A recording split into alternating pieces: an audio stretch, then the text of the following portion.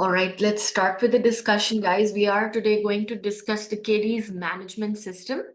That would be how to assess the caries in adult patients and then how to classify it radiographically. And in today's class, I will also talk about how you can clinically identify the IGDAS scoring as well as how it looks like on radiograph.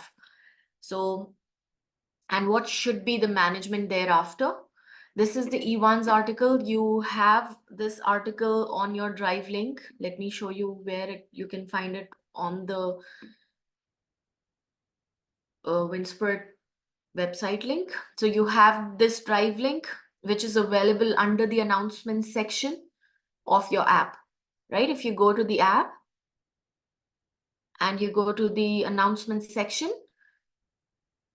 then you have this drive link available. When you go to this drive link, under Dr. Jigyasa Sharma's folder, when you go to the subject-wise articles, it's in there. The Evan's article is under the pedo section, right? So you have two Evan's articles, one for the adult and one for the teenage and adolescent patients. So in today's class, we are talking about the management and assessment in the adult patient, but teenage and the children histories are also asked in the exam. So both are important and both are covered in part of your weekly plan. So no need to worry about how to do the teenage and adolescent article as well, because that has been covered in the live classes and is the part of your study plan. So if you go to the app,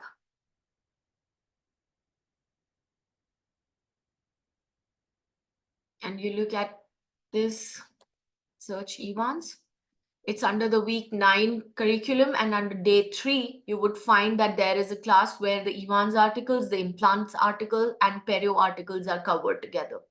So I've got you covered on both the Evans, and I'm going to review and revise the adult Evans article with you, which is the caries management system in adult patients. Direct questions get asked in the exam. The radiographic appearance of C0 to C5, we will evaluate and learn how to identify which ADC gives you directly as part of the history.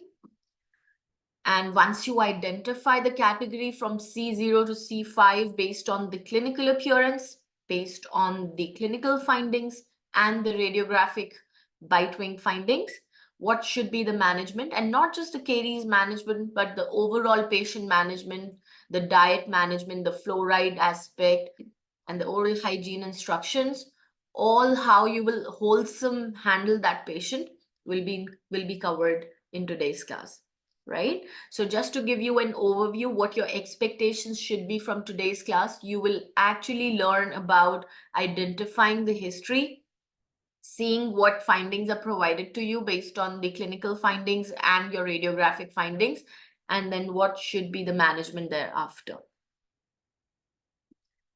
So the most important criteria and the reason why ADC is emphasizing on these questions is because the conservative approach of caries needs to be understood by the general practitioners. Instead of diving into the restorative and invasive methods of treating the caries, the approach is to handle the caries in a conservative manner, in the least invasive manner. And that's why knowing the criteria in depth of even the extent of radiolucency, within what thickness of dentine or within what thickness of enamel can be handled conservatively, that is why this topic is emphasized in the exam a lot. As you know, in the last Wednesday class, we did the questions where there were initial caries, where they were only within the enamel confinement, and we handled with the fluoride management and did not jump to the restorative part, the invasive part. So in the last Wednesday class, when we started the operative section in the advanced file, I'm sure everyone noticed that in the operative section, the predominant questions that get asked is the early caries management, right?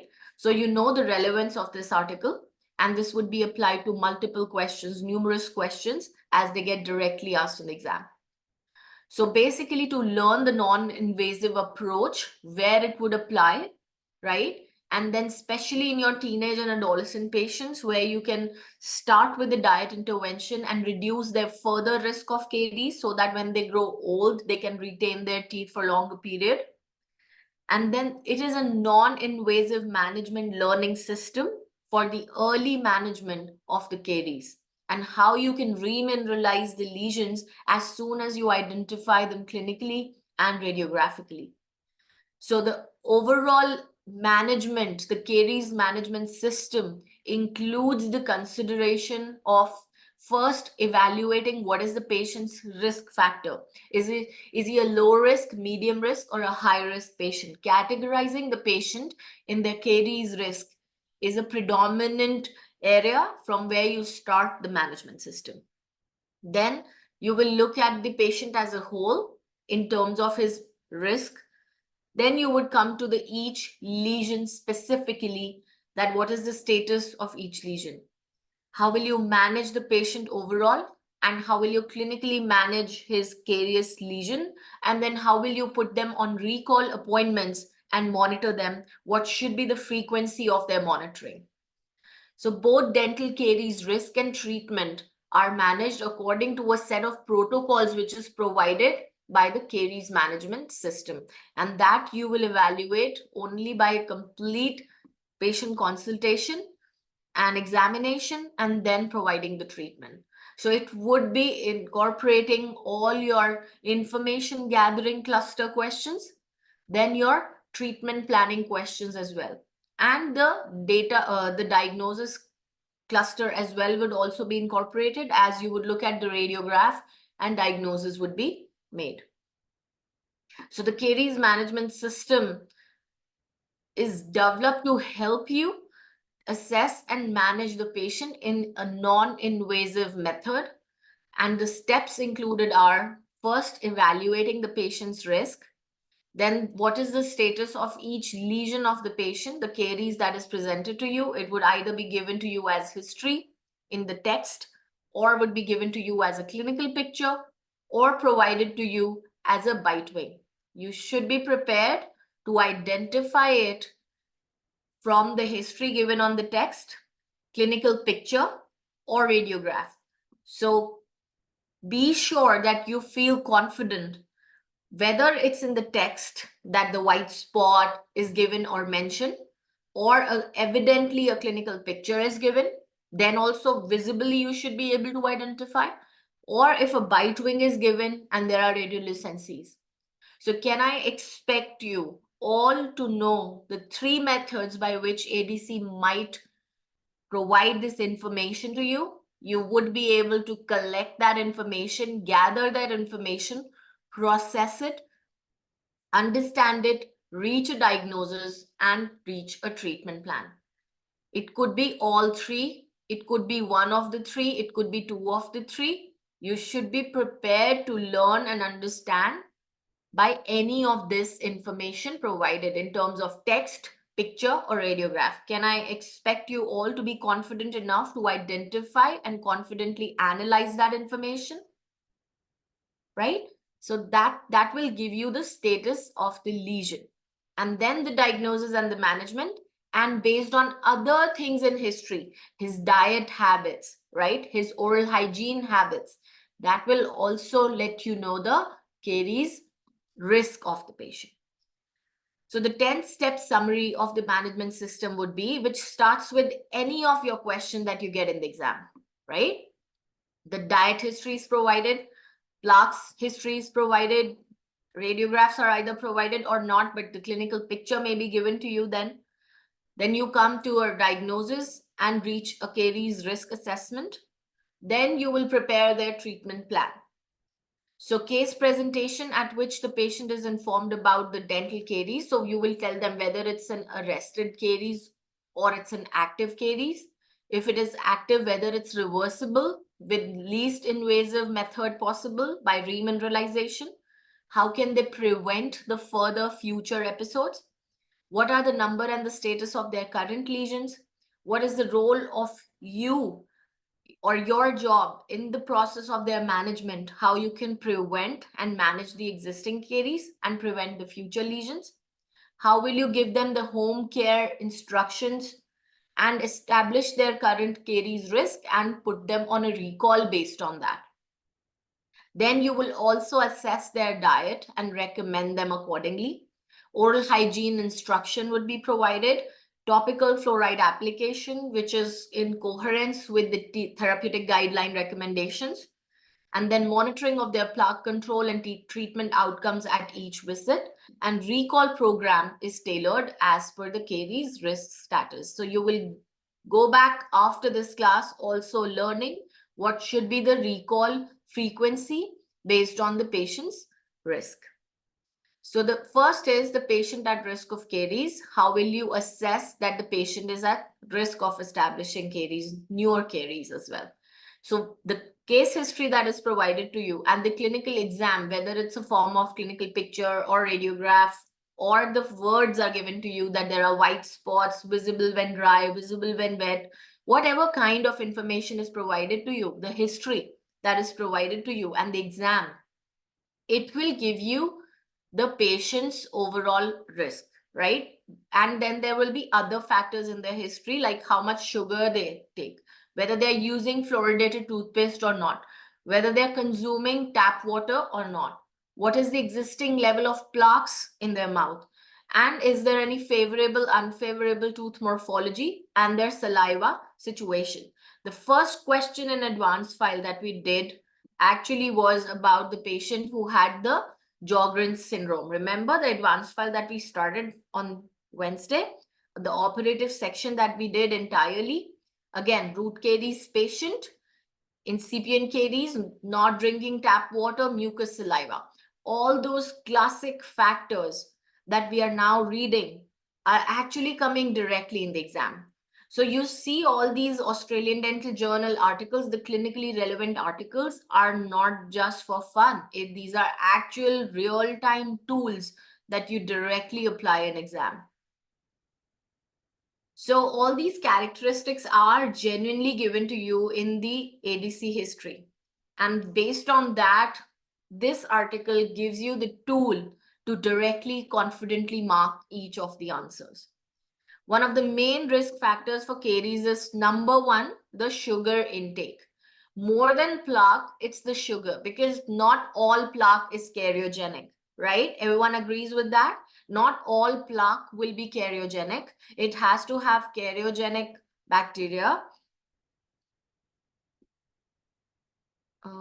Guys, please do not annotate. Just a second.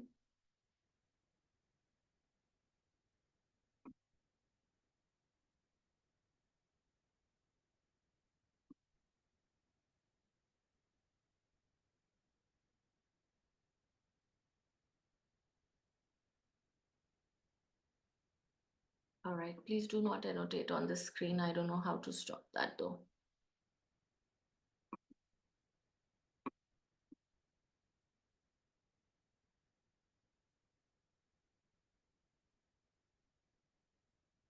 Right. So the diet is the most important factor, and the sugar, especially the sucrose, which is the fermentable sugar, which is used by the cariogenic bacteria to result in the caries, is the most important risk factor. So that's why before plaque, even your sucrose frequency of sucrose intake is the most important risk factor.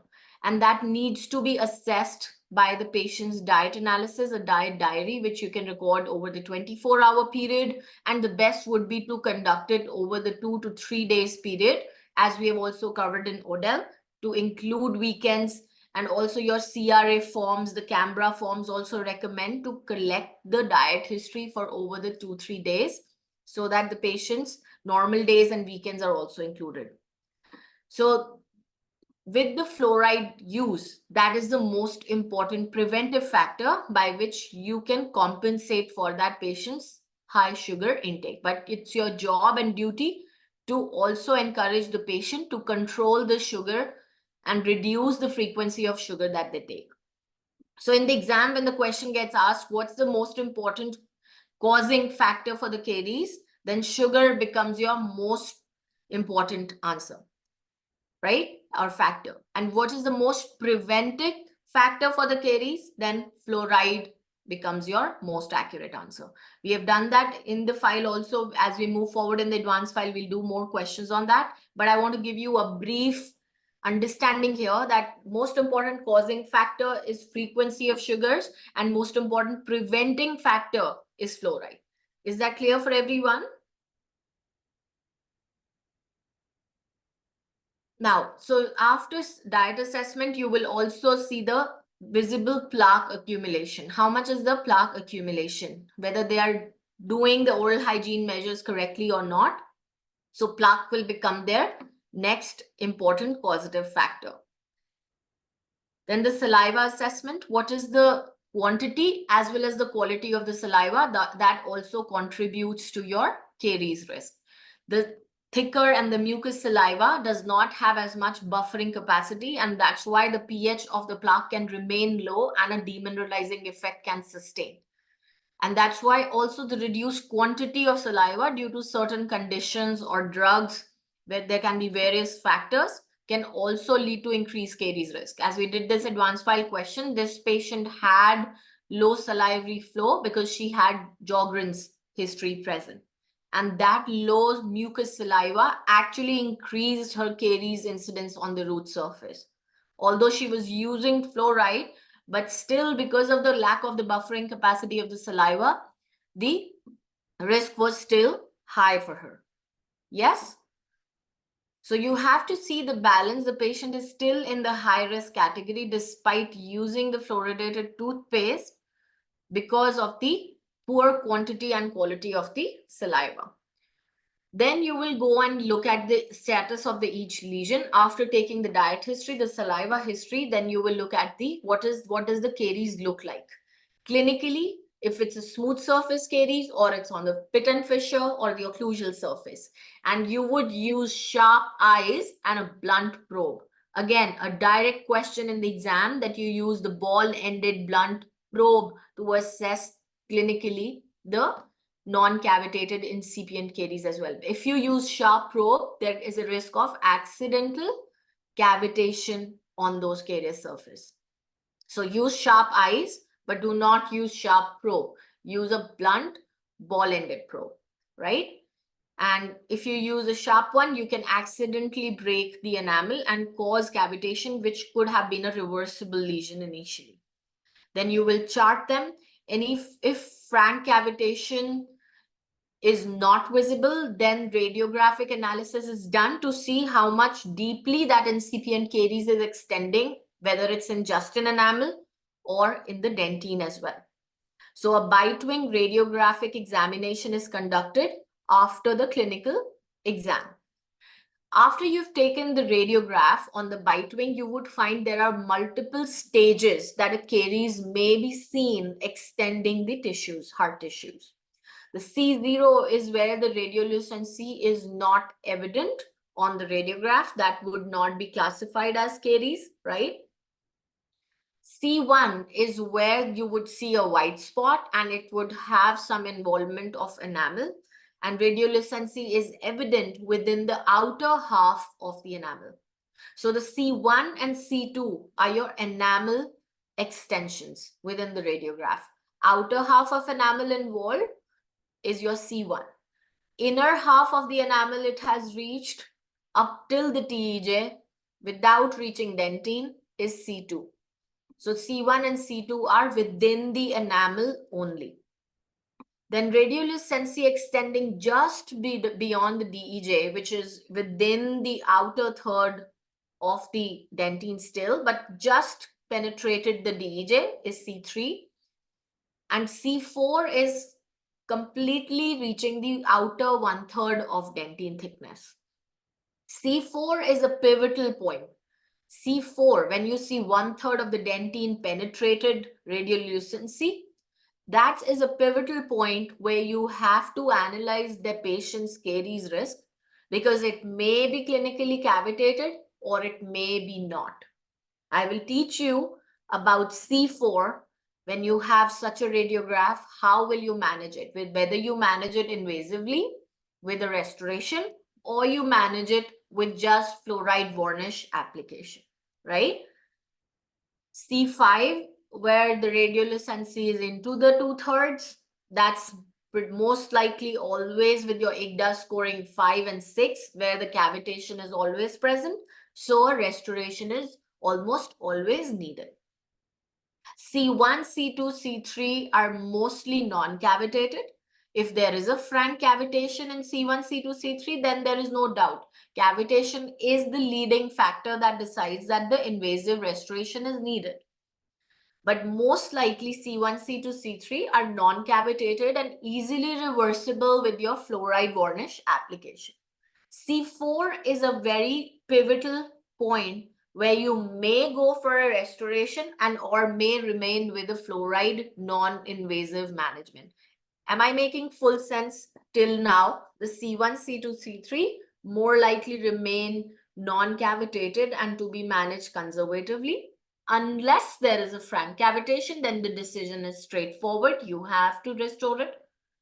C4 may be cavitated, may not be. Even if it's not cavitated, sometimes you may have to give a restoration, and I'm going to talk about it when. C5 is predominantly always cavitated and requires the invasive restoration, which is your class 1 composite or a class 2 based on what surfaces are involved. So far, C1 to C5, you have a mental picture. C1, C2 within the enamel. C3 is 1/3, just crossing the DEJ. C4, complete involvement of 1/3 of dentine. And C5 is beyond 1/3 into the 2/3 or deeper. The bite wing criteria is clear for everything, for all these C1 to C5. So once you have the bite wing criteria, then you also know from your patient's history whether he's a low risk, medium risk, or a high risk. So low risk patient is a patient who has no caries or may have one or two caries which are not greater than C3, non-cavitated, and you can easily reverse them with varnish, but there are no cavitations, and their diet is also not extremely poor, and the oral hygiene is also not extremely poor. Medium risk is where the cavitation has begun, pit and fissures are sticky, and the radiolucencies are greater than C4. And high is frank cavitations and the radiolucencies are more than C5, right? In terms of your recall patients, no new lesion every year is a low risk. One new lesion per year is a medium risk, and more than one lesion, new caries coming every year, they are high risk patient. So first, based on the history provided, the information gathering, you have whether it's a low risk, medium risk, high risk. Most important use of your risk assessment will come in a C4 situation. And if you are doing my Mega Master file, you know we have a James the cyclist question. Anyone here who's done that or is an extension, is doing the program from the last batch and has done that file and knows the James the cyclist question? The James the cyclist question is a high-risk patient because of extreme excessive use of sports drink, the diet wise. Then he had the plaque also in the mouth. And then also there were more lesions and radiograph was given and it was 1/3 into the dentine. It was a C4 classic situation. So James the cyclist was a C4 classic situation. There was no frank cavitation. And there was this management question whether you would do for them a fluoride varnish or whether you would do for them a PRR, preventive resin restoration. So C4 management without cavitation, that becomes a judgment where you would apply the caries risk. If the patient is low to medium risk in a C4, then you manage them with fluoride varnish.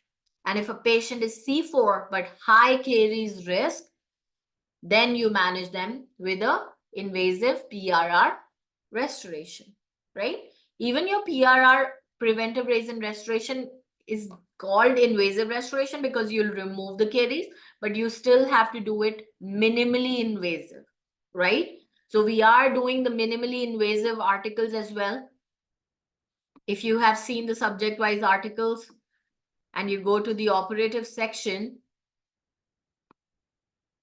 then you have the minimally invasive articles as well. The minimal invasive, minimal intervention dentistry objects. We have done all these articles. And in your study plan also, you have all those articles done in your CV classes. In the operative and endo classes, you have done all these minimal invasive dentistry articles covered. So I've got this covered for you as you are moving through the program. You're doing the, even when you're going for invasive restoration, how minimally invasive it is to be, where we are even leaving some infected dentine behind. So to that details you're preparing so that any history comes and they provide you information, there is infected dentine but no pulp involvement, then what to do. So this concept directly gets applied to James the Cyclist SBQ, where there is a high caries risk and a C4 bite wing given to you. If they switch the bite wing with a C3, even if the risk remains high, you know that the fluoride varnish will work. If they replace the bite wing with a C5, where there would be cavitation and a deeper involvement of the caries, you know there is a simple invasive restoration required. So now when you have this power of this article, when they change the bite wing to anything from C1 to C5, would you be able to apply the concept and mark the management accordingly?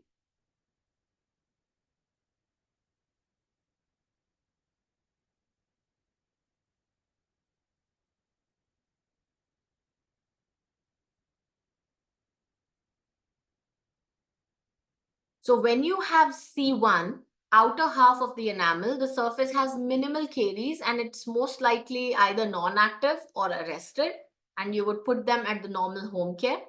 When the caries is within the full enamel, C2, it can have slightly more decay, which again can be non-active or arrested, but would be least likely to be cavitated, again home care. C3 is just penetrated the DEJ, just under the enamel, but it's not a hidden cavity, but also not cavitated. So you will give them special home care depending on the risk. You will put them on high strength fluoridated toothpaste, and also the management of the lesion would also be done. Then C4, it may or may not be a hidden cavity, and it may or may not be cavitated. And depending on their risk, you will either give them a filling or not, and then the special home care would definitely be needed. C5 is where there is almost always cavitation, and filling plus the special home care is needed. You will also provide them oral hygiene instruction, their diet assessment, and the clinical management would be based on their findings, either non-invasive or operative, which is invasive with a restoration, right? So the application of topical fluorides for preventing, arresting, and remineralizing the lesions follows protocols which are related, given in table 6 and 7. I'm going to cover that table now. So C5 lesions are almost certainly associated with cavitation into the dentine and in need of urgent operative treatment if the pulp complications are to be avoided. Most C1, C2, and C3 are unlikely to exhibit enamel cavitation and therefore do not warrant operative intervention, whereas C4 lesions may or may not be so affected. And that's why the C4 is a tricky one that you need to know. C1, C2, C3 does not require operative intervention. Fluoride is enough. C5 almost always requires intervention or restoration. C4 is the trick, and that I'm going to teach you now. C1, do not restore, apply topical fluoride and monitor. C2, do not restore, apply topical fluoride and monitor. C3 again, do not restore, apply topical fluoride and monitor. C4, do not restore without further consideration. So further consideration for C4 is if it's a low and medium risk patient, restore only if it goes fully into the 1/3 or after the separation you find cavitation. Otherwise, do not restore, because if it's not cavitated, no need to restore C4 if the patient is low and medium risk. apply the topical fluoride and monitor it. If James the cyclist was not consuming as much sports drinks or was diluting it with the water consumption and buffering, and there were no further other initial caries lesions, then he would be in a low risk and his C4 could have been managed by just fluoride application annually. But the high caries risk requires frequent sports drinks consumption, newer lesions coming up, then you need them to restore, apply topical fluoride to other lesions as well, to arrest and remineralize lesions which are not yet showing on radiograph, and to also prevent the recurrent caries around the existing treated caries, right? So in the high risk for C4, you would restore even without cavitation. That's only one specific contraindication. So C4 lesions are scheduled for operative care only when the patients are rated as a high risk. For medium and low risk, when the lesion depth extends through fully 1/3 of the dentine thickness, you don't need to restore them. And what treatment you provide then? So fluoride varnish application is done. For low risk and medium risk, you can apply the varnish once a year for the low risk. For the medium risk, twice annually the varnish would be applied. And for a high risk patient, every 3 months the varnish has to be applied. And this also gives you the recall schedule.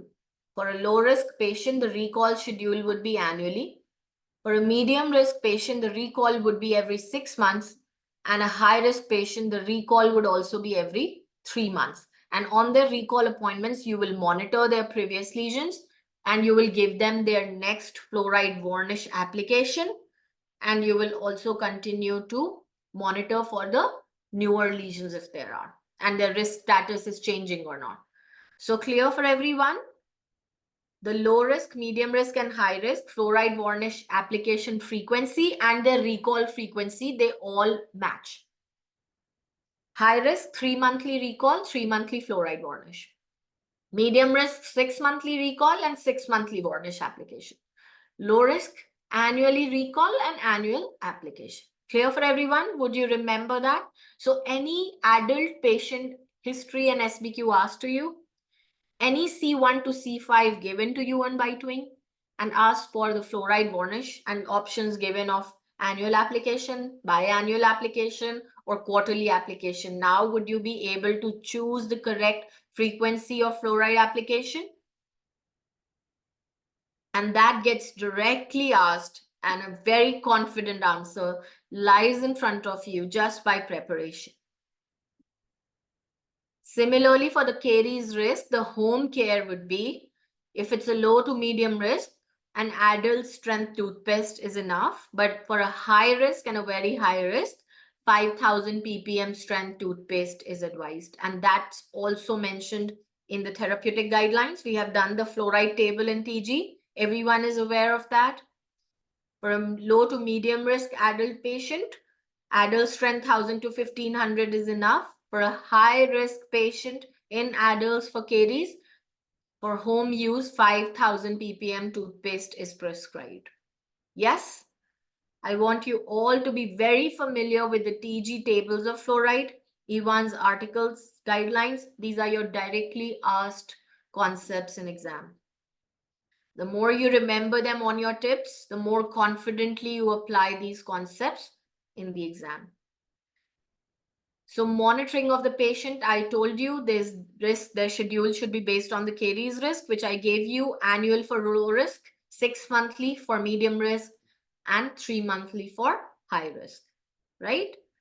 And then in future, bite wings also needs to be taken like that based on the risk. If the caries is progressing or not, if the caries is still progressing or not. In the future subsequent appointments, you will take their subsequent bite wing to see whether the depth of the caries involvement is increasing or not. So bite wing caries activity, bite wing will also be scheduled as per their recall protocol. So in low risk, 12-month follow-up, and then consider maybe 18 months to 24-month recall if there is no progression.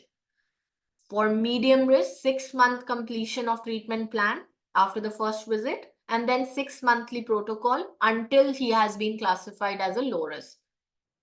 And for a high risk patient, 3 monthly recall, and then continue for a 3 monthly recall until they achieve their oral hygiene goals, fluoride goals, and you've given them 3 monthly fluoride application, and their risk is progressed to medium or low.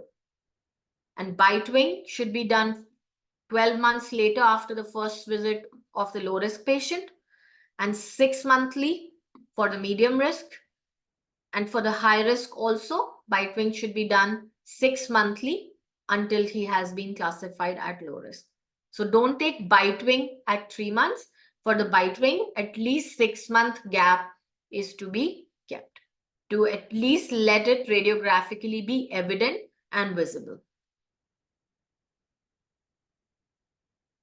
So that was the overall caries management system, where you know at what stage, what intervention you would be doing, how you would classify your patient's risk, and what steps would you take in the follow-up, in the patient education, in their diet assessment, in their fluoride therapy, in their oral hygiene management, and how you can reduce their caries risk, right? And then eventually take them from the high risk to the low risk. That's your full management of the patient, not just treating of one lesion, but treating the patient as a whole, their oral hygiene, motivation, levels and skills, their diet, understanding the role of sugars and reducing the frequency, improving the fluoridated toothpaste intake, and also applying the fluoride varnish when needed, and reducing the patient risk category from high to medium to low thereafter. That's when you fully achieve your desired results with your patient. So I hope that was helpful and it gave you an understanding if the patient presents to you, if a SBQ presented to you, gives a patient with varied diet history. As I showed you, the patient with Sjogren's, the saliva situation, and then there was root caries incidence again.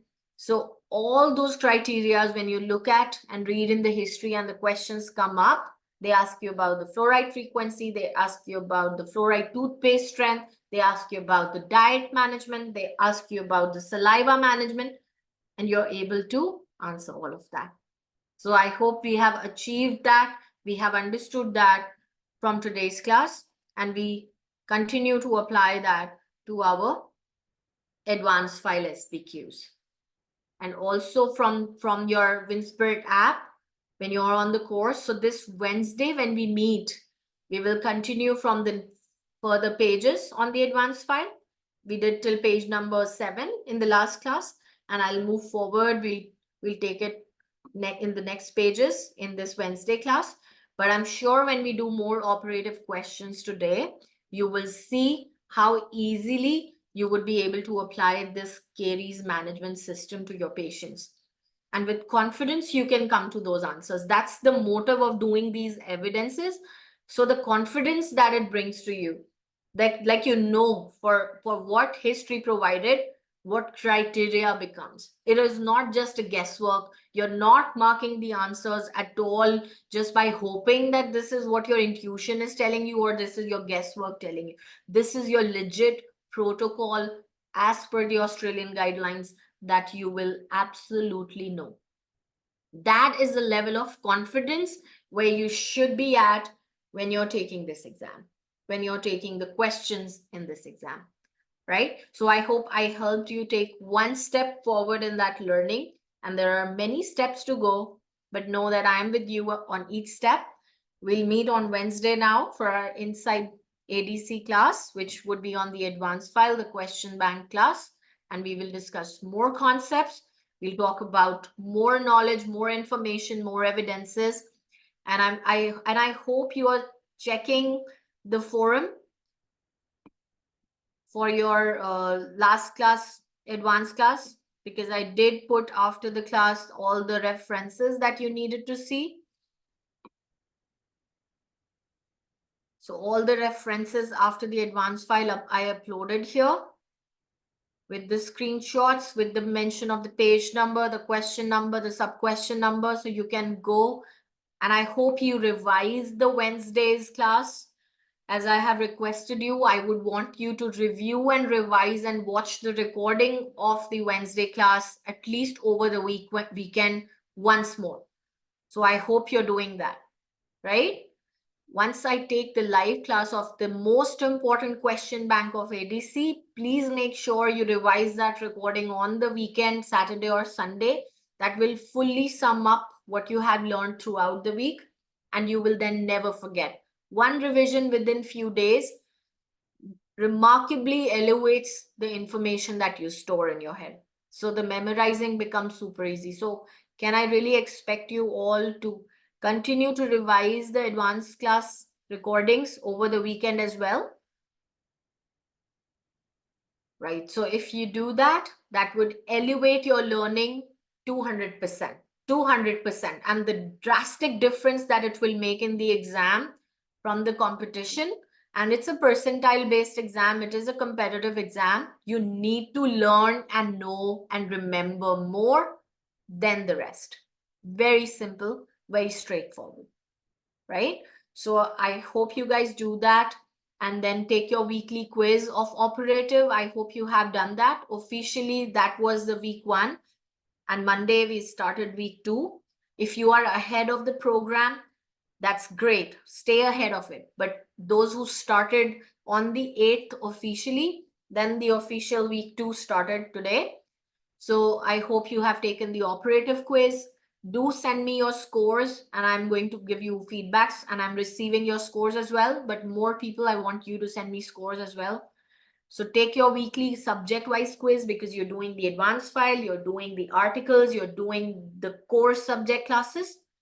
And that's how beautifully it all comes up when you follow each day's study plan, right? So continue to do that, and then I will see you on Wednesday for further moving ahead on the advanced file. We will do from page number 7 from Serena's case and do the next 7 pages. More references. Again, I will create the new forum there. So far, I think I have covered what I wanted to in today's class. Thank you so much for being a great audience, and I'll see you guys on Wednesday. Thank you. Have a good one. Bye-bye.